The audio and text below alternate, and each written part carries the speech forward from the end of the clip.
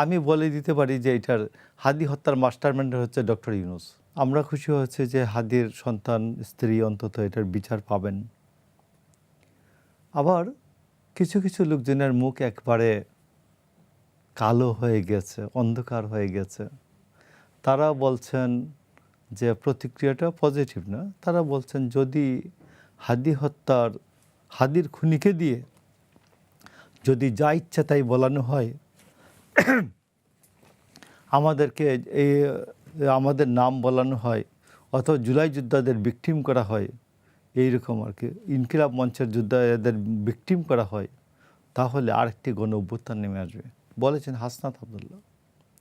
তো আমার কথা হলো যে তাইলে কি খুনি ধরা পড়া উচিত হয় নাই? খুনিকে না ধরলে উনি খুশি হতেন? খুনি ধরার সাথে সাথে উনি বলতেছেন যে যদি রিমান্ডে নিয়ে উল্টাপাল্টা বলানো হয়, কেন এই ধারণাটা হলো কেন? আমার তো আগে বক্তব্যটা হচ্ছে যে হাদি হত্যার যে আসামির সাথে তো আরও অনেকে আছেন আমি বলবো, এবং হাদির পুরোটাই একটা প্রকল্প, এটি একটি রাষ্ট্রীয় প্রকল্প। এটা বেড়ে ওঠা, তার বক্তব্য, সমস্ত কিছু এটা একটা রাষ্ট্রীয় প্রকল্পের মাধ্যমে এটা বিকশিত হচ্ছে, বড় হচ্ছে। মানে হাদি হত্যার ঘটনা হাদির বেড়ে ওঠার থেকে আচ্ছা একবারে গুলিবিদ্ধ হওয়া পর্যন্ত, জি এটা এবং দাফন কাফন পর্যন্ত, এটা একটা রাষ্ট্রীয় প্রকল্প। আপনি দেখবেন যে হাদি গুলিবিদ্ধ হওয়ার 25 মিনিটসের মধ্যে বা 30 মিনিটসের মধ্যেই দেখবেন যে বলছে, কিছু লোকজন স্ট্যাটাস দিয়ে বলল যে শাহজাহানপুরের দিকে বুলডুজার নিয়ে সবাই শাহজাহানপুরের দিকে মুভ করো, মানে তারা মির্জা আব্বাসকে টার্গেট বানাতে চেয়েছে। এক, তারপর মির্জা আব্বাসের সাথে হসপিটালে ঢাকা মেডিকেলে যে ব্যবহার করা হচ্ছে তাও তো কাম্য না। তারপরে দেখুন, এরপরে বলা শুরু হলো হাদি ভাই যদি মারা যায় তাহলে রুজ কিয়ামত ঘটায় দেব, হাসরের ময়দান ঘটায় দেব।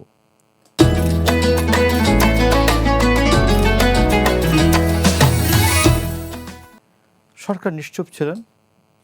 হাদি মারা গেলেন, তারপরে প্রথম আলো, ডেইলি স্টার, উদীচী, ছায়ানট এগুলিকে গুড়িয়ে দেওয়া হলো। জাহাঙ্গীরনগর বিশ্ববিদ্যালয়ের ছাত্রনেতা এবং রাজশাহীর ছাত্রনেতারা বলছেন এগুলোকে গুড়িয়ে দিতে হবে। তো ইয়েও বলছেন, কি বলে, আমাদের জাতীয় নাগরিক পার্টি এনসিপিও বলছেন, এনসিপিও প্রথম সমাবেশ করছেন যে এই করতে হবে। তো পরে পিছিয়ে আসছেন আর কি। তো এই জন্য আমি আপনাকে বলছি, এরপরে তাকে কবি নজরুলের মাজারের পাশে তাকে কবর দিয়ে দেওয়া। তো সেখানে আপনাকে মনে করিয়ে দিতে চাই, হুমায়ুন আজাদের মৃত্যুর পরে এরকম একটা প্রশ্ন আসছিল এখানে দেওয়া যায় কিনা। তো ঢাকা বিশ্ববিদ্যালয় তারা বললেন যে পটুয়া কামরুল হাসানের পর আর কাউকে এখানে, ওই সময় সিদ্ধান্তটা হয়েছিল এখানে আর কাউকে সমাহিত করা হবে না। তো এটাও ব্রেক করা হয়েছে। জানাজা থেকে আরম্ভ করে সব কিছু দেখবেন রাষ্ট্রীয় প্রকল্পের অধীনে হয়েছে। তো এই জন্য আমি মনে করি হাদির যে শুটার, যিনি গুলি করেছেন বলে একটা হালকা পাতলা প্রমাণ আছে, তাকে এনে এই যে প্রকল্প পরিচালক কারা ছিলেন, পিডি কারা ছিলেন, এর সাথে অন্যান্যরা অ্যাক্টিভ কারা ছিলেন, এটা বের হওয়া উচিত। বের হলে আমি মনে করি বাংলাদেশে এই ধরনের ঘটনা কম ঘটবে। এবং আমি নির্বাচিত সরকারকে আমি অবশ্যই ধন্যবাদ জানাবো যে তারা এটা যোগাযোগ করেছেন, কারণ এই তো 6 মাসে তো এটা তো এই ডিসেম্বর থেকে এই পর্যন্ত তো এর আগের গভর্নমেন্ট তো সফল হয়নি হাদিকে ধরার ক্ষেত্রে। কিন্তু অনেকে বলছে যে হাদির মূল আসামি, হাদি হত্যার ঘটনার যে মূল আসামি শুটার ফয়সাল, তাকে এই নির্বাচনের আগেই তাকে গ্রেফতার করা হয়েছিল। এটা কতটুকু সত্যি বা কতটুকু আপনি এই সম্পর্কে কি বলবেন? ভাই, এটার যে সোর্স, এটা আমি তো বলেই দিতে পারি অনেক কিছু। তো আমি বলে দিতে পারি যে এটার হাদি হত্যার মাস্টারমাইন্ড হচ্ছে ডক্টর ইউনূস। কোনো সমস্যা আছে? কোনো সমস্যা তো নাই। মানে এটাকে বলা যায়। এবং হাদি হত্যার যে প্রকল্প, এই প্রকল্পের মূল প্রকল্প পরিচালক হচ্ছে ডক্টর ইউনূস। এটার সাথে অন্যান্যরা আছেন। তো যাই মানে আমি আপনার আপনার কাছে বলছি এটা আসলে কেন মনে হয়? যে